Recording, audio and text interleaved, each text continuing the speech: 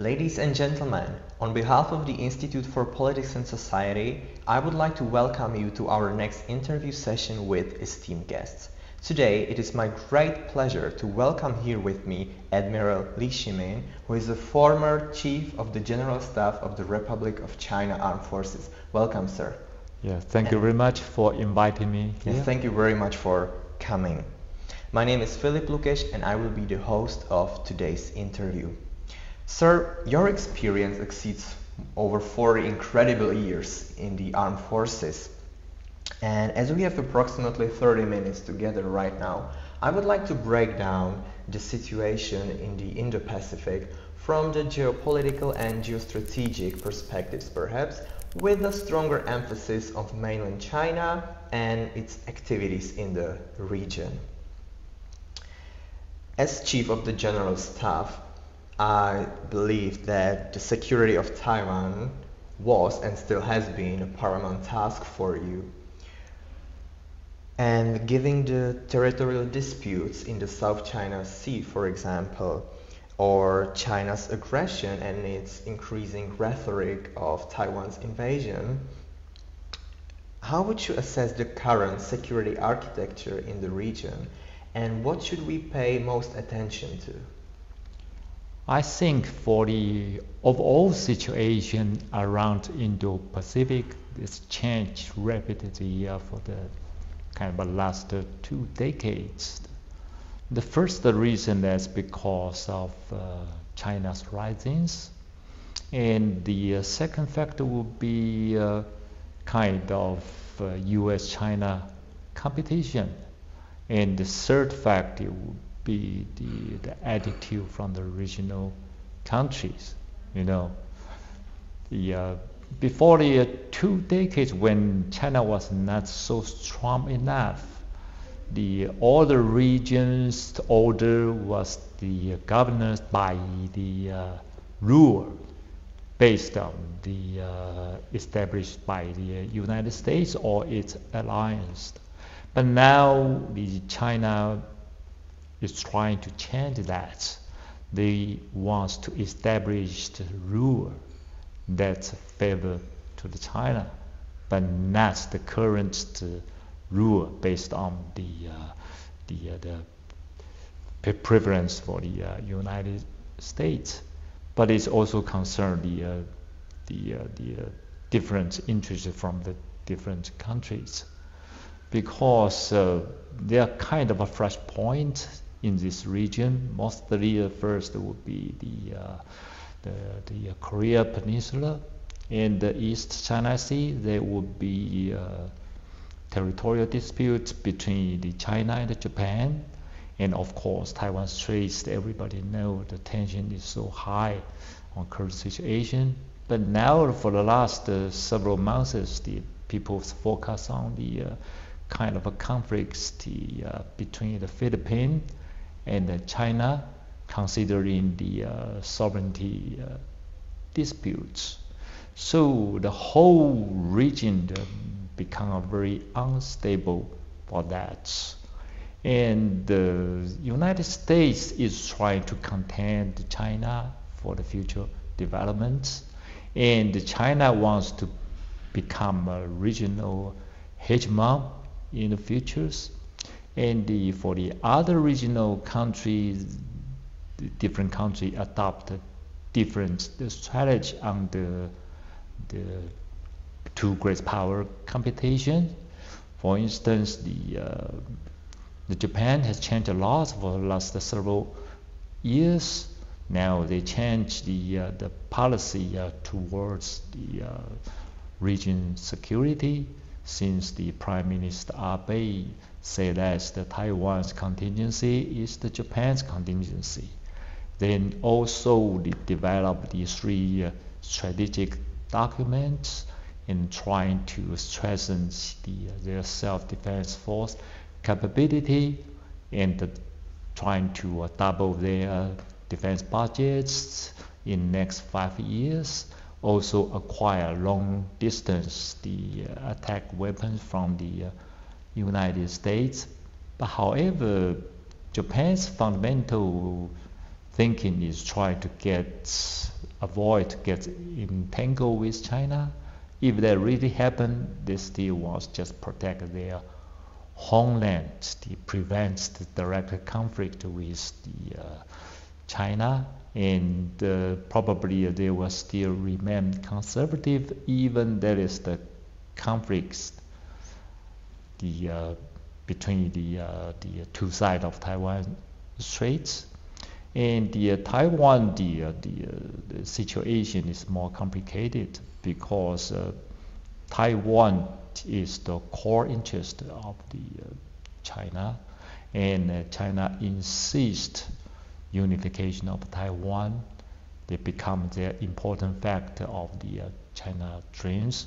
So it will definitely that China will not make any concession on this issue when they deal with the United States. And currently China's impose laws of different hybrid threats to Taiwan. That's including the military gray zones activities. They send the aircraft, naval ships, the patrolling around nearby the water or airspace, nearby the Taiwan, and trying to send the signal Taiwan is part of the China, and they also will dump all conventional capabilities, also test Taiwan's military responsibility, gathering the operational intelligence, and also trying to make Taiwanese people capitulated, and so on and so on. That is for the Taiwan part.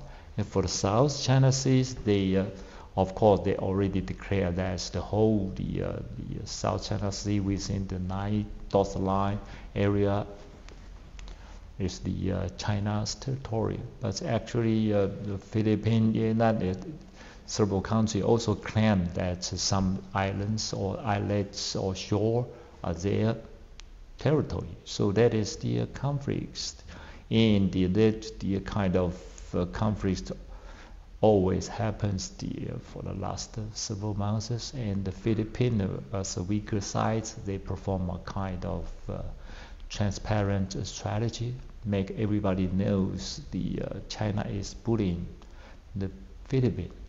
So the overall situation from the regional security point of view, it's remained very, very unstable. It's hard to say which one will, break out first. So maybe Taiwan Strait, maybe South China Sea, but also something I didn't mention about, that is the conflict between the South and the North Korea. Yeah, that is also a dangerous sign. So overall, the Asia Pacific area is very unstable, especially when the former Indo-Pacific commander of the United States, who testifies on March of 2021, he said that the 2027 will be the year that China will have the full-scale invasion capability toward Taiwan. And a lot of discussion about 2027. But this is also the complicated issue, because if China will invade Taiwan, is concerning not only the international issue but also domestic political struggling issues. So it's very hard to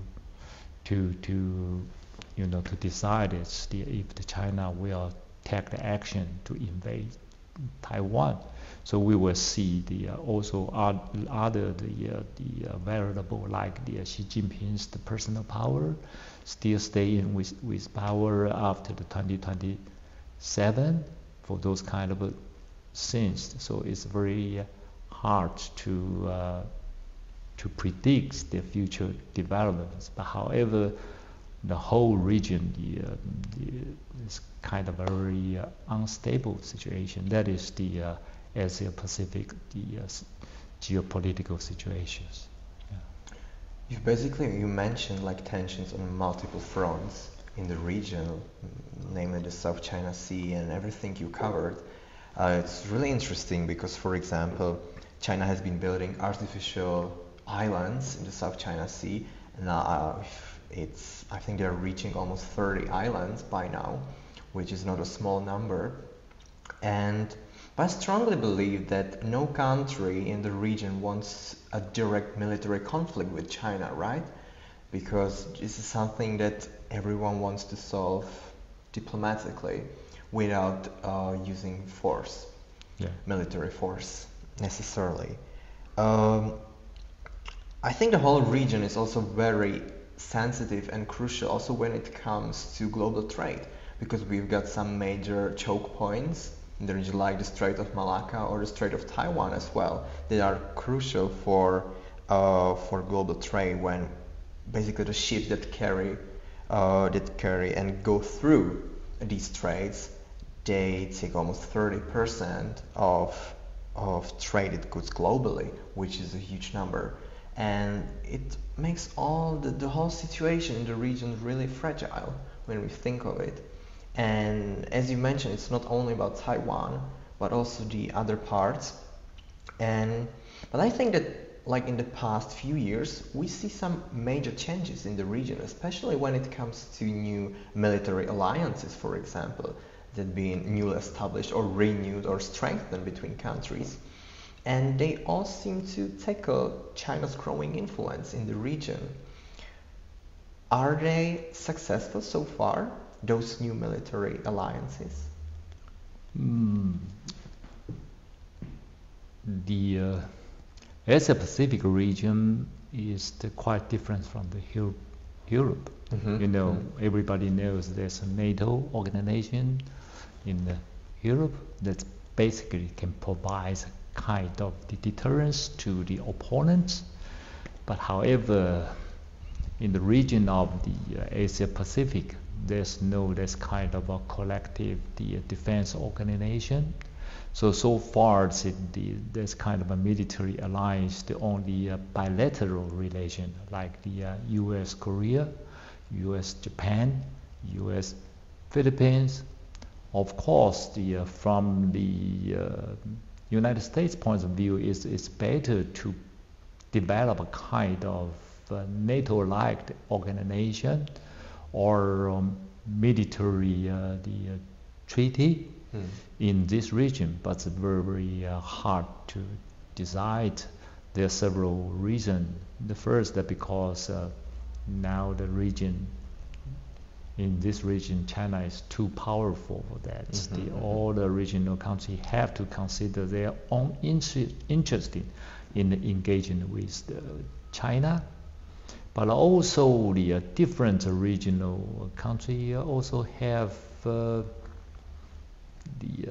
historic reason they don't want to work together, like Japan and Korea. So it's very hard for them, to develop the kind of a coalition like NATO.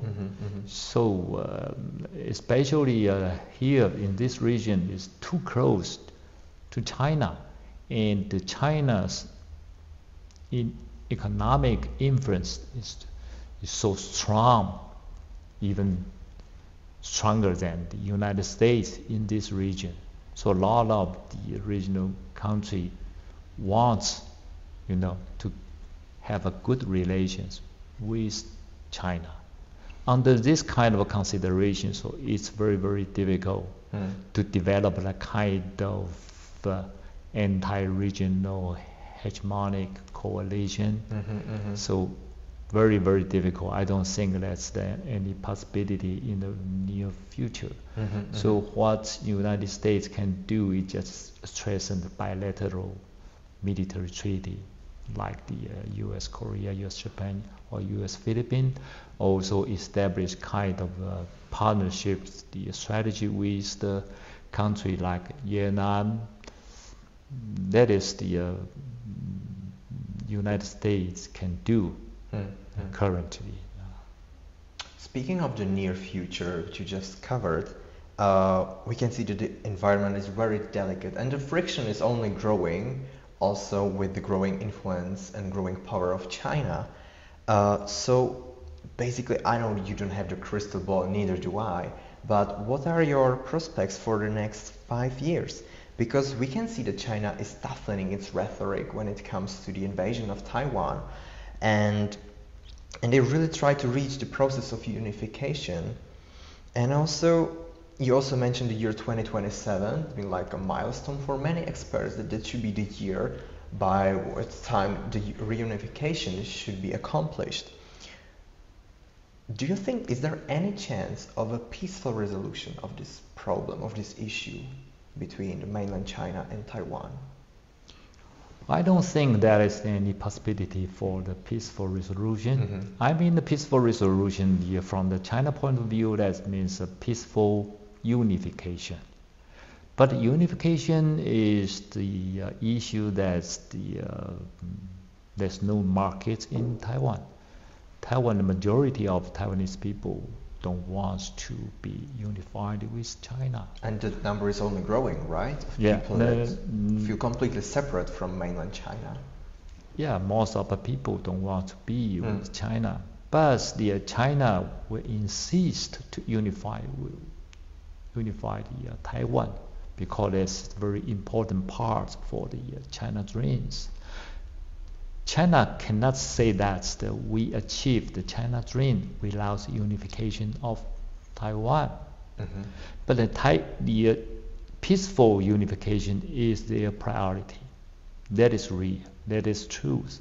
But problem is most of Taiwanese don't buy it. Then that is why the status quo is coming. So status quo is the kind of a temporary situation arrangement that both sides satisfied and dissatisfied for the situation. In the near future, I don't think there is any possibility for the peaceful resolution and a peaceful unification, because unification is the only condition that China can accept. But however, maintaining the status quo is temporarily accepted by China. And the status quo cannot be accepted as a kind of a permanent situation from the China's point of view. That is the most dangerous sign. Status quo can be a condition for Taiwan, even as long as we want. But for China, that is not the condition they can accept. So this is kind of very unstable signal.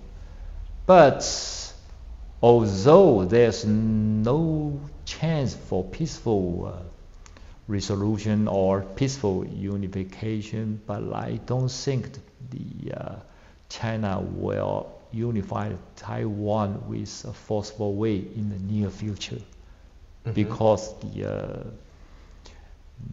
they have to consider several factors, including international the communities, the response, probably economic sanctions, but also they have to consider their armed forces capability.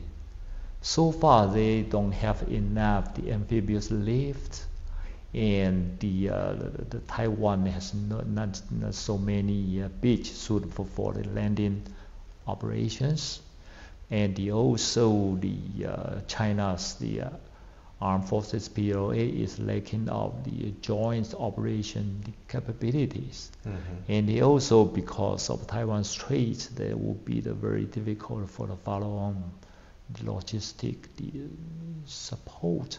I believe they still need more years to prepare if they really want to launch this kind of the forceful way to unify Taiwan.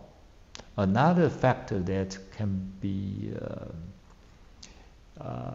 influential, that is the terms for Xi Jinping as a national chairman or chairman of the military the committee, something like that. Because, from my personal point of view, Xi Jinping's priority will be the first to stay in power for his personal and keep the CCP as the only party to control the whole countries. And third, will continue to develop their economy to make them richer, so that they can achieve their China dream. And fourth, they're trying to push the United States out of West Pacific. Then they will try to achieve the complete China dream. I mean, conquer Taiwan as part of the China. But it takes time to make well preparation. But it's very hard to say is part that by the 2027 there will be the fourth term for Xi Jinping, and by that time he will be the 74 years old.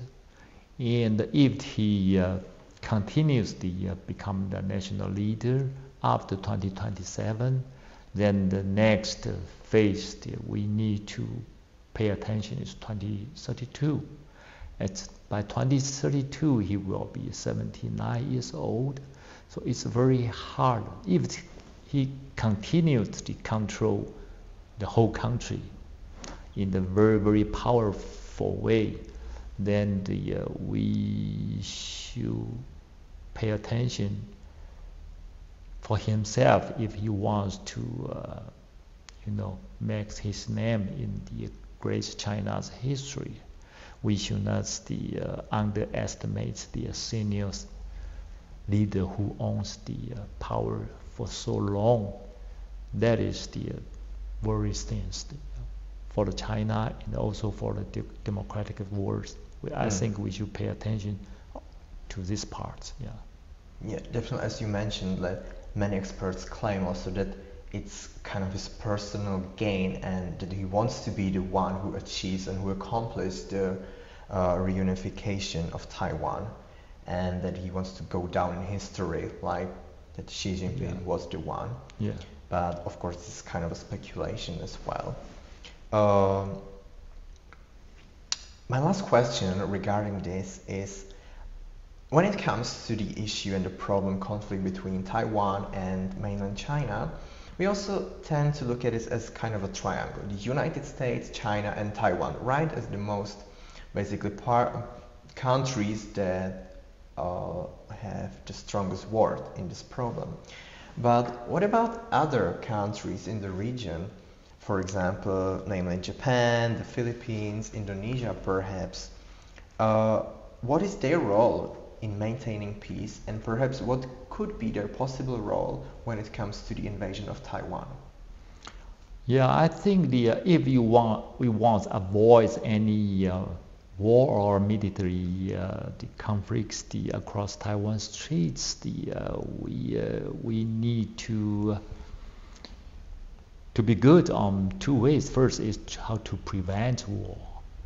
To prevent war, we need political measure, and we need the regional country cooperation. We need the goods, the coordination between the United States and China. But it is not dependable. It's very difficult because China insists to unify with Taiwan, and Taiwan refused to be unified by China. It's very, very difficult to solve this kind of problem by only the political measure. But from reaching the avoidance of the war from the Taiwan's perspective, that what Taiwan should do is to establish the capability that can deter China from taking the action. So Taiwan needs to establish the capabilities that can send signal and make the Chinese believe that if you invade me, you will suffer a lot of the loss. even you are willing to pay the cost, but there's still uncertainty. And Taiwan should also establish the capability to the world, to the region, that Taiwan has a very strong will to defend itself. And if the foreign country, regional country, United States is willing to help Taiwan, and Taiwan have the chance to win, to successfully defend Taiwan.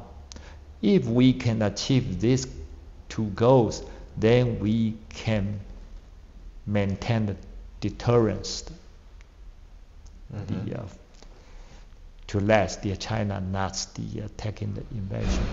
But however, from the cross-strait point of view, if we want the deterrence to be effective, the Taiwan and the United States and the regional country also needs to make the Chinese believe that we have the capability to make you suffer a lot if you take action, but we can also give you assurance, reassure you that if you don't take the action, and your core interest will not be heard. So that means that we will not declare Taiwan's independence. So now this hurts your core interest. So that is we should be able to impose the threat, also the assurance towards China, and make the China for themselves the calculation as well. We cannot do it with forceful way, so that we can prevent war.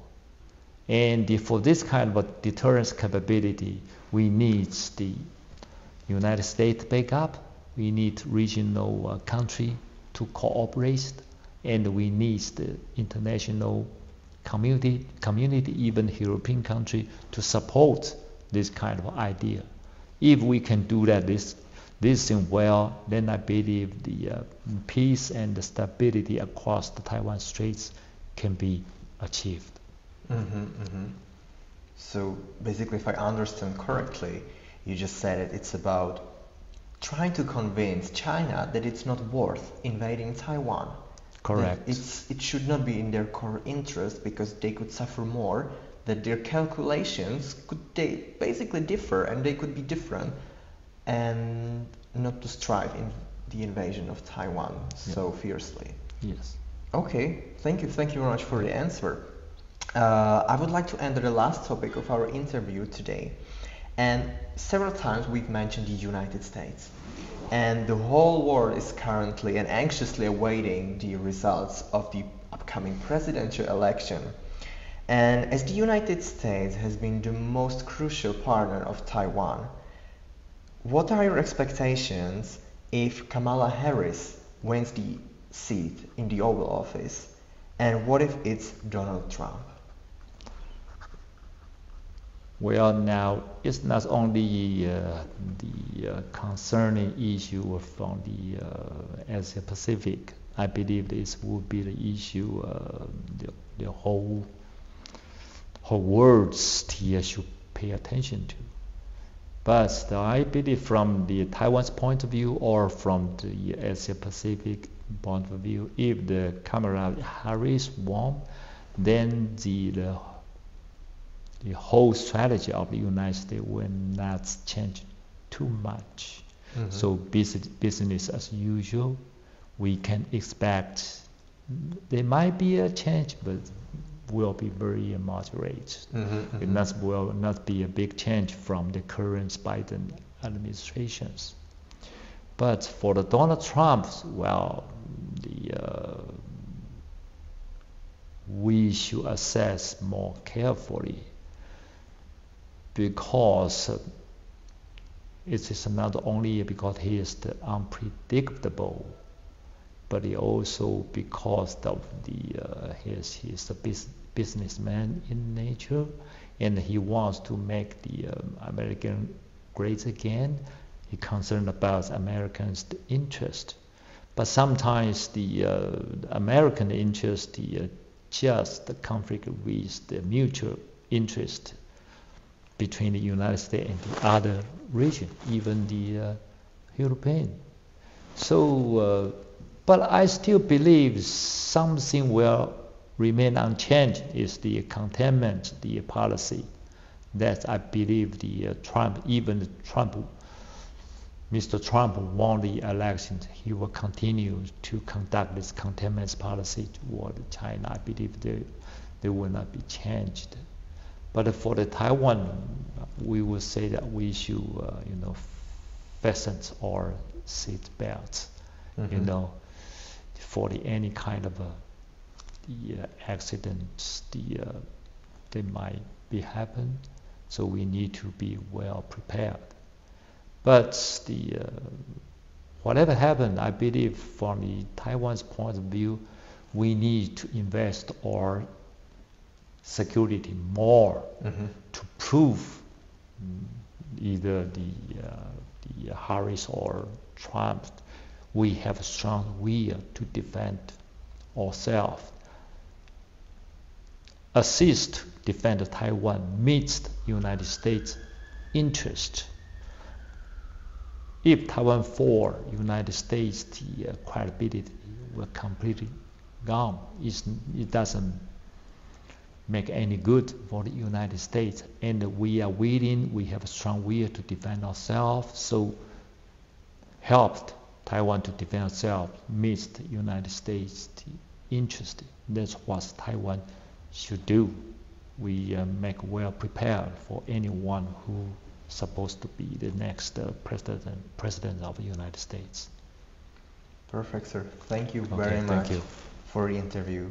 Ladies and gentlemen, you just watched an interview with the former Chief of the General Staff of the Armed Forces of the Republic of China, Mr.